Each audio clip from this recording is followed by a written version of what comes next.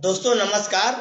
दोस्तों मैं दीपक कुमार श्रीवास्तव आपका स्वागत करता हूं अपने इस YouTube चैनल पे।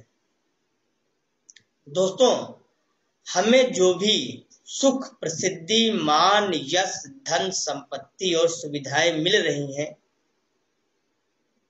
उसके पीछे किसी अपने की प्रार्थना और शक्ति जरूर होती है। लेकिन हम नादान रहकर अपने अभिमानवश इस सब को अपनी उपलब्धि मानने की भूल करते रहते हैं और जब ज्ञान होता है तो बाद में असलियत का पता लगने पर केवल पछताना ही पड़ता है। कुछ ऐसी ही कहानी है मेरी आज की इस वीडियो में। एक बार पिता और पुत्र जल मार्ग से यात्रा कर रहे थे और दोनों रास्ता भटक गए। फिर उनकी नौका भी उन्हें ऐसी जगह ले गई जहां दो टापू आसपास थे और फिर वहां पहुंचकर वहां उनकी नौका भी टूट गई। रहा सहा आस भी चला गया। पिता ने पुत्र से कहा, अब लगता है हम दोनों का अंतिम समय आ गया है। दूर दूर तक कोई सहारा नहीं दिख रहा है। अचानक पिता को एक उपाय सूझा। अपने पुत्र से कहा कि वैसे भी हमारा अंतिम समय नजदीक है, तो क्यों ना हम ईश्वर की प्रार्थना करें।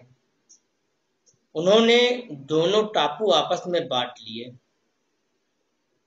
एक पर पिता और एक पर पुत्र, और दोनों अलग अलग टापू पर ईश्वर की प्रार्थना करने लगे। पुत्र ने ईश्वर से कहा, हे भगवान, इस टापू पर पेड़ पौधे उग जाएं, जिससे कि फल फूल से हम अपनी भूख मिटा सके। ईश्वर ने प्रार्थना सुनी। तत्काल पेड़ पौधे उग गए और उसमें फल फूल भी आ गए। पुत्र ने कहा, ये तो चमत्कार हो गया। फिर उसने प्रार्थना की, एक सुंदर स्त्री आ जाए जिससे हम यहाँ उसके साथ रहकर अपना परिवार बसाएं। तत्काल एक सुंदर स्त्री भी प्रकट हो गई। अब उसने सोचा कि मेरी हर प्रार्थना सुनी जा रही है, तो क्यों ना मैं ईश्वर से यहाँ से बाहर निकलने का रास्ता भी मांग लूं। उसने ऐसा ही किया। उसने प्रार्थना की, एक नाव आ जाए जिसमें सवार होकर मैं यहाँ से बाहर निकल सकूं। तत्काल नाव प्रकट हुई और पुत्र उसमें सवार होकर बाहर निकलने लगा। तभी एक आकाशवाणी हुई, बेटा तुम अकेले जा रहे हो, अपने पिता को साथ नहीं लोगे। पुत्र ने कहा, उनकी छोड़ो, प्रार्थना तो उनने भी की, लेकिन आपने उनकी एक भी नहीं सुनी। शायद उनका मन पवित्र नहीं है, तो उन्हें इसका फल भोगने दो। आकाशवाणी ने कहा, क्या तुम्हें पता है कि तुम्हारे पिता ने क्या प्रार्थना की?